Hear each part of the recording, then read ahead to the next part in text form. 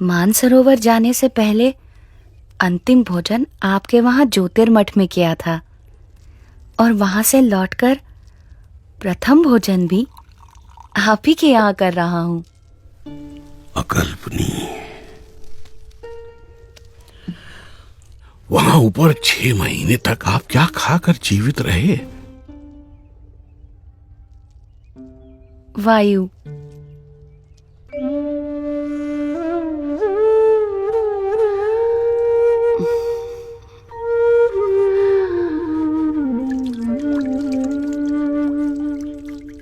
मुमुक्षुओं के भावों को परख कर उन्हें अपने संबंध से कल्याण के मार्ग पर प्रेरित करते रहने का नित्य क्रम नीलकंठ वर्णी ने अखंड रखा था।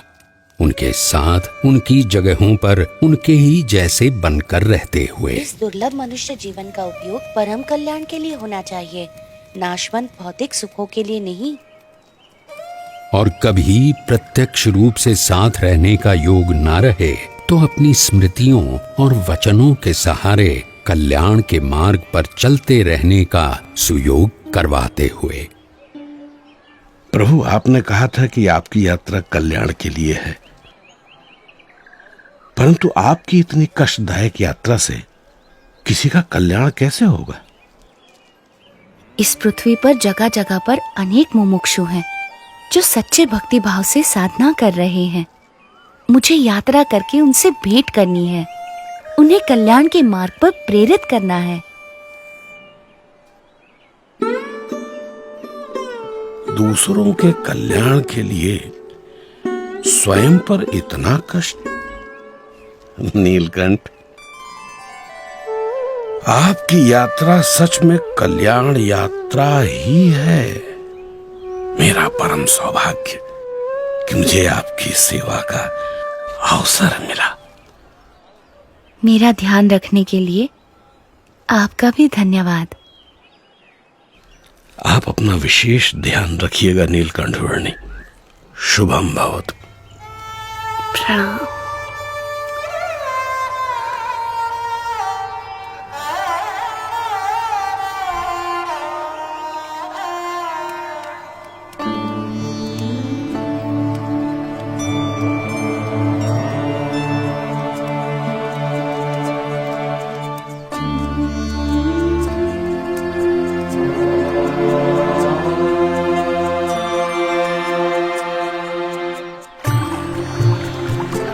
गंगा के प्रवाह समान अविरत और गतिशील ऐसी अपनी कल्याण यात्रा में नीलकंठ वर्णी बद्रीनाथ से गंगोत्री जाने के लिए बढ़ चले, और वो भी कोई सीधा सादा रास्ता न चुनते हुए बद्रीनाथ से सीधे गंगोत्री जाने के अति विकट मार्ग पर बर्फ की समाधि जैसे प्रदेश में बर्फ की आंधियों, बर्फ के प्रपातों और बर्फ के तांडवों को पार करते हुए।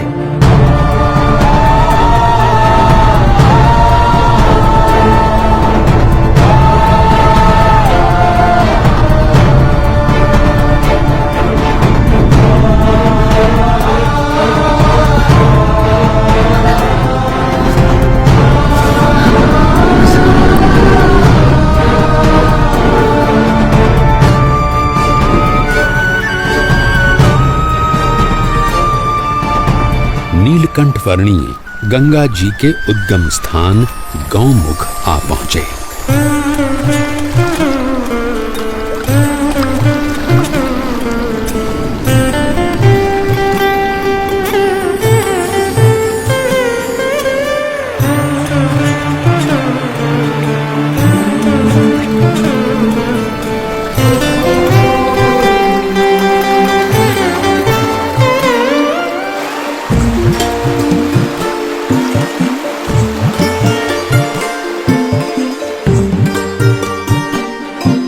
नीलकंठ वर्णी गंगोत्री आ पहुंचे और वहां से हरिद्वार आ पहुंचे। सर्वोत्कृष्ट कल्याण की प्राप्ति के लिए सच्चे गुरु के मार्गदर्शन के अनुसार दुर्लभ मनुष्य देह का उपयोग कर लेना चाहिए।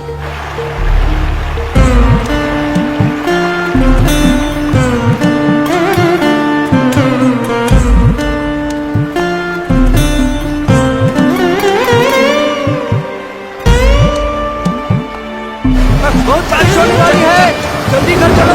चलो बाबा, जल्दी घर पहुंचो। चल भाई चल।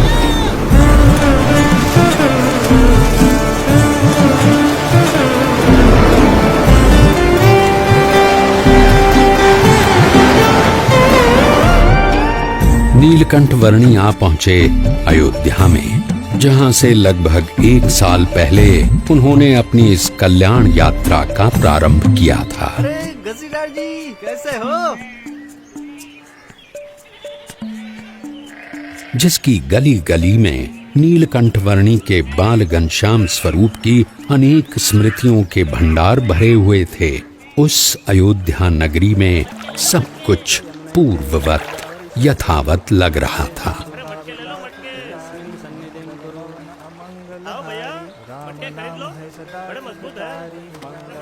अरे भाई, इधर उधर मत देखो, काम में ध्यान दो। ये मेरे सर पे रख दो। अब जाओ। क्या सोच में पड़े हो महाराज? हाँ?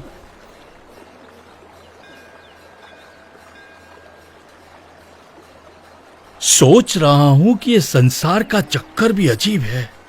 हर कोई अपने कारोबार में लगा पड़ा है, शायद ये सोचकर कि उनके बिना सब कुछ अटक जाएगा। पर सच तो ये है कि यहाँ एक दिन हर एक को अटक जाना है, और यहाँ से अटक कर वहां चले गए। फिर यहाँ का क्या? कुछ खास नहीं, थोड़े दिनों का विरह, थोड़ा रोना धोना, थोड़ा शोक, और उसके बाद वही उद्यम। सब कुछ यथावत, जैसे थे वैसे। किसी को किसी के होने या न होने से कुछ खास फर्क नहीं पड़ता। सब अपने अपने मसले में है। सही कहा आपने। हा? इंसान अपने नश्वर कार्यों में ही इतना मग्न है कि स्वयं परमात्मा भी उसके सामने प्रकट हो तो उन्हें भी पहचानने की तसदी न ले। परमात्मा सामने और प्रकट? हाँ, जब भी जीव को इस पृथ्वी पर मनुष्य देह मिलता है, तब परमात्मा किसी न किसी रूप में पृथ्वी पर जरूर प्रकट होते हैं। यदि मुमुक्षु को उनका यथार्थ प्रसंग हो तो उसकी मुक्ति का मार्ग खुल जाता है। वैसे यहाँ से मुक्तिनाथ जाने के लिए कौन सा मार्ग उचित रहेगा? बताओ भाई। यहाँ से उस तरफ वंशीपुर है, और वहाँ से उत्तर पूर्व दिशा में नीलगिरी पर्वत की ओर बढ़ते चलिए। अरे सब लोग यहाँ आ जाओ, चलो चलो, भोजन तैयार है। प्रणाम।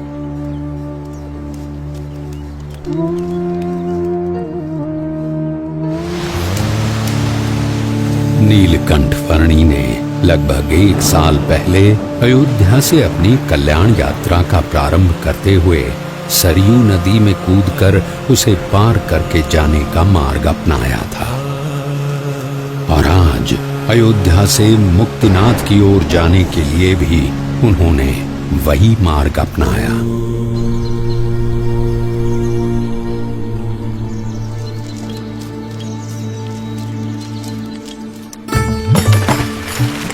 सरयू नदी को पार करके मुक्तिनाथ की ओर बढ़ चले नीलकंठ वर्णी हरैया गांव में आए। ये लीजिए, कुछ भोजन कर लीजिए वर्णी जी।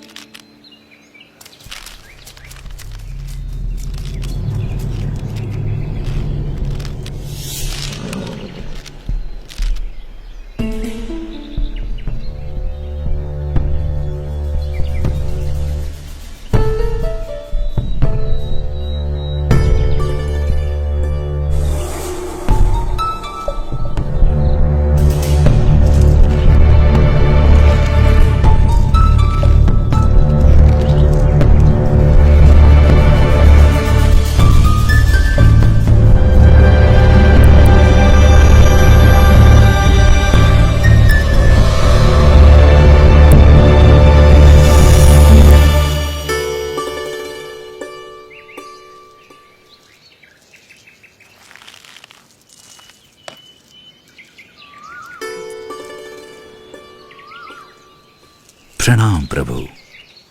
बड़ी दिव्य और असाधारण प्रतिभा है आपकी। शायद आप वही है जिनकी भक्ति हम करते हैं, जिनके आशीर्वाद से हमारा राज्य, हमारा संसार चलता है। आपके आगमन से मेरे राज्य की धरती तो पावन हो ही गई है। अब कृपया मेरे राजभवन में पधार कर उसे भी धन्य कीजिए। आपके और आपके परिवार के बलिष्ठ संस्कार हैं, इसीलिए मैं आपके वहां जरूर आऊंगा।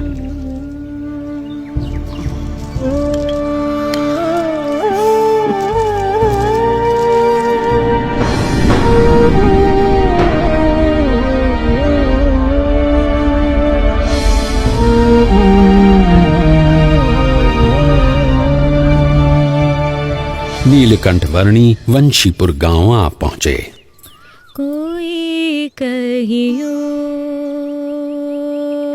रे प्रभु आवन की, कोई कहियो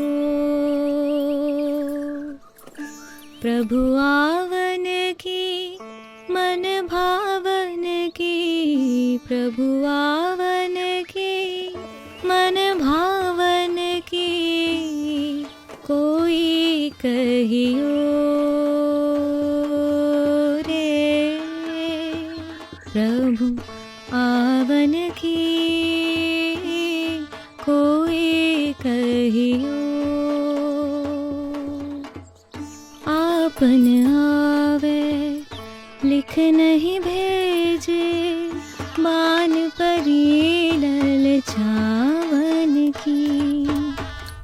आपन आवे लिख नहीं भेजे, बान परी ललचावन की। ये दो नैना कहो नहीं माने, ये दो नैना कहो नहीं माने, नदियाँ बहे जैसे सावन की, नदियाँ बहे जैसे सावन की, कोई कहियो। ये महाराज पैदल चलकर क्यों आ रहे हैं? हाँ, और घोड़े के ऊपर कौन बैठा है? देखूं तो महाराज पैदल, अवश्य ही कोई विशिष्ट अतिथि होंगे।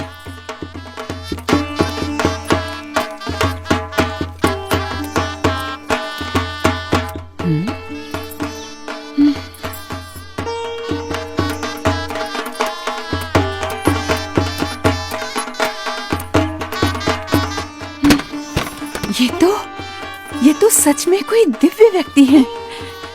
सब सब चलो, उनके स्वागत की तैयारी करो। जी महारानी जी।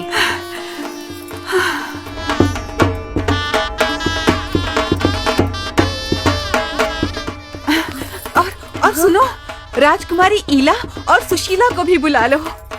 जरूर महारानी जी।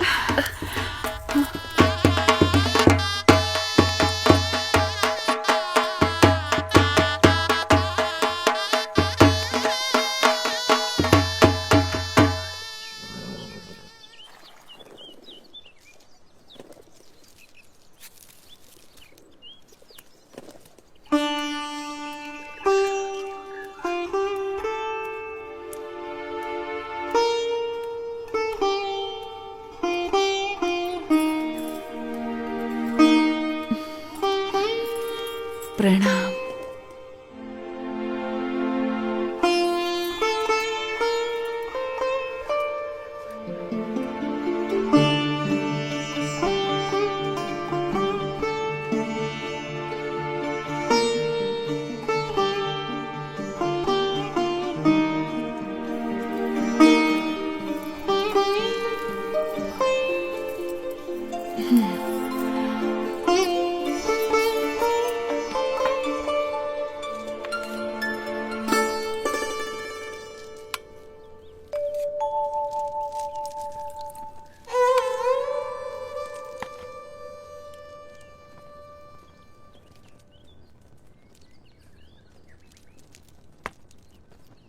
वर्णी जी, हमारे राजा धर्म पालन के आग्रही है और उसके फलस्वरूप उनके ऊपर ईश्वर की इतनी कृपा है कि उन्हें इतनी प्रतिष्ठा, इतना मान सम्मान, इतनी धन दौलत, इतना वैभव, ऐसा श्रेष्ठ भोजन, सब कुछ प्राप्त है।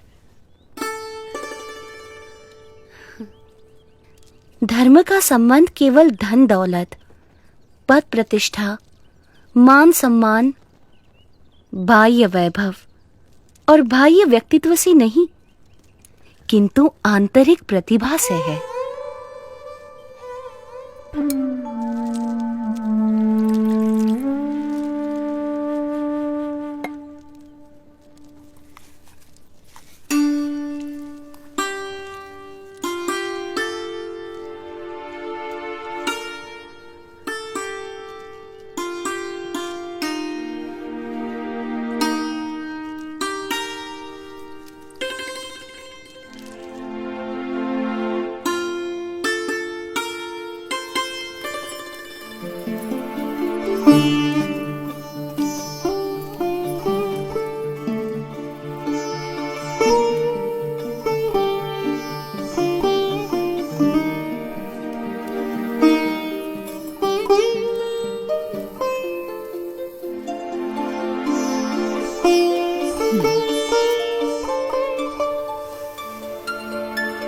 प्रभु, हमारा कोई पुत्र नहीं है।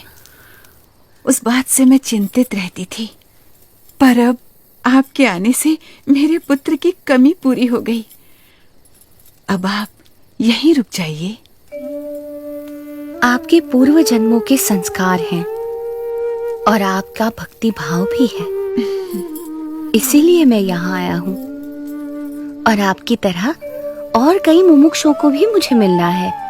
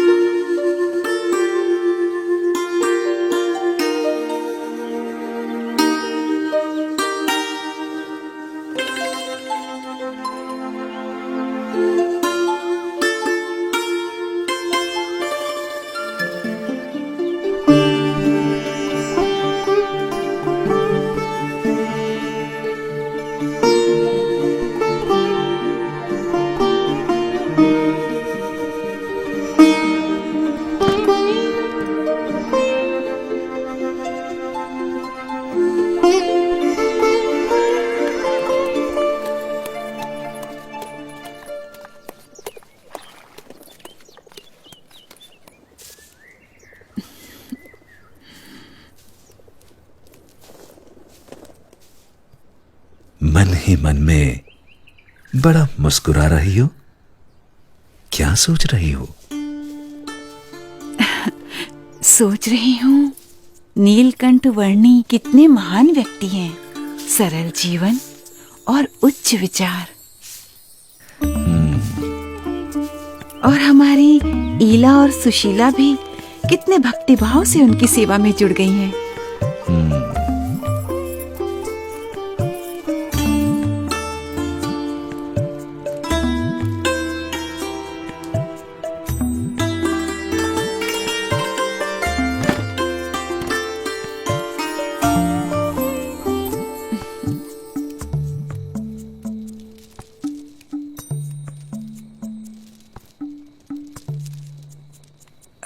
नीलकंठ वर्णी, कई दिनों से आप हमारे साथ हमारे स्वजन की तरह ही बस रहे हैं।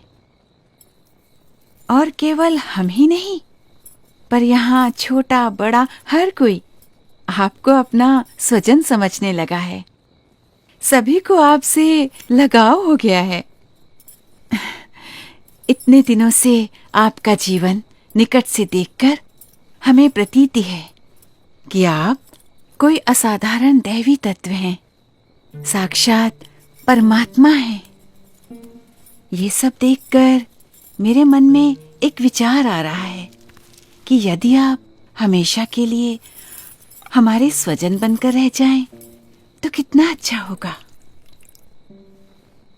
यदि समझ में आए तो मैं तो हमेशा के लिए सबका स्वजन हूं, एक सच्चे स्वजन की तरह हमेशा सबके साथ ही रहता हूं।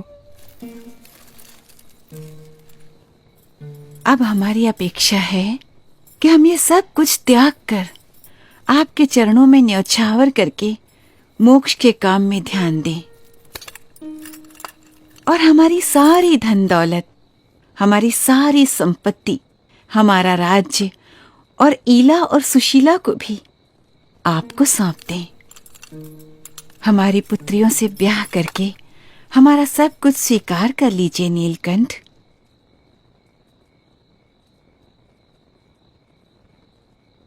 आप तो साक्षात परमात्मा हैं। आपसे अच्छा पति हमारी पुत्रियों को कहाँ मिलेगा? माते, जो सबका स्वजन है उसे केवल अपना बना लेना चाहती हैं। मैं आप सबको सारे बंधनों से मुक्त करना चाहता हूं और आप मुझे ही ये सब बंधनों में बांधना चाहती हैं। बेटा, अभी जवानी फूटी नहीं है, इसलिए ऐसी बातें कर रहे हो। पर जब जवान हो जाओगे तब स्त्री सुख के बिना रह नहीं पाओगे।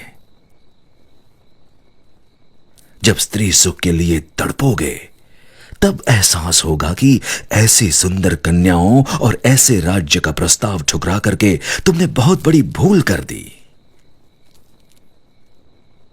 पर तब यह मौका निकल चुका होगा। क्षमा कीजिएगा, पर आप मोह में अंध होकर मुझे जानते हुए भी मेरा असली स्वरूप भूल रहे हैं।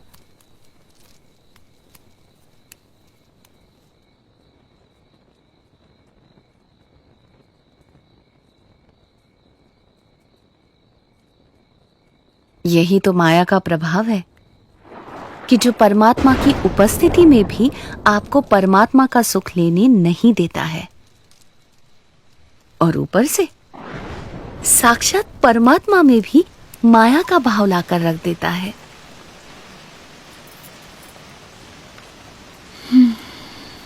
माँ, पिताजी, ये नीलकंठ वर्णी तो निर्लेप है, निर्विकारी है। ये सब मोह माया से पर परम सुख के दाता स्वयं परमात्मा हैं। वे ऐसे क्षुल्लक लौकिक सुखों में क्यों बंधेंगे? हाँ माँ, मोह से मुक्त होकर और हमारी चिंता छोड़कर नीलकंठ वर्णी की महिमा को अंतर में दृढ़ रखो। हाँ बेटा।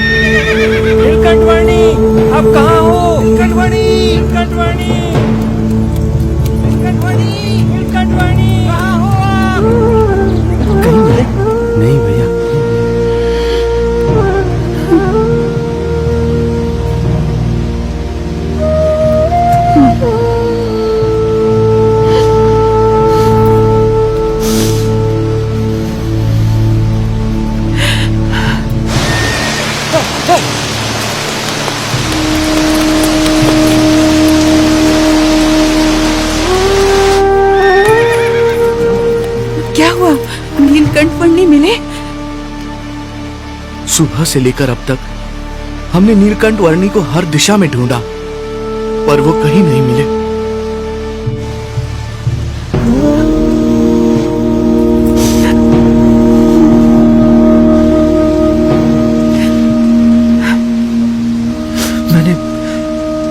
मैंने दूर दूर तक ढूंढा, पर नीलकंठ वर्णी नहीं मिले। माँ,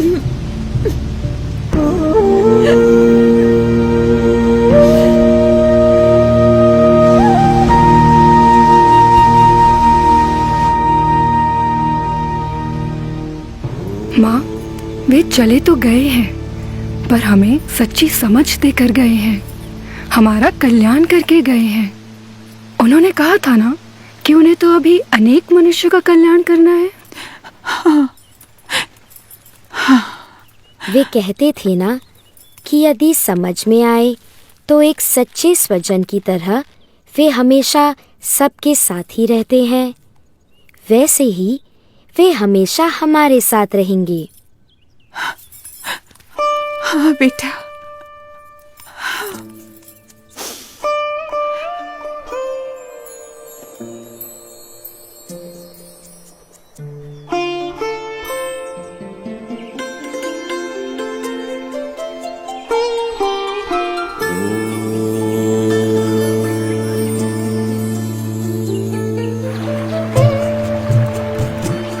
हर एक को हर बंधन से मुक्त करके परम कल्याण के मार्ग पर प्रेरित करने के लिए जिनकी ये कल्याण यात्रा थी, वो नीलकंठवर्णी किसी भी प्रकार के मायिक बंधनों में बंधकर कैसे रह सकते थे। अपनी कल्याण यात्रा को अविरत रखते हुए नीलकंठवर्णी बढ़ चले वंशीपुर से मुक्तिनाथ की ओर।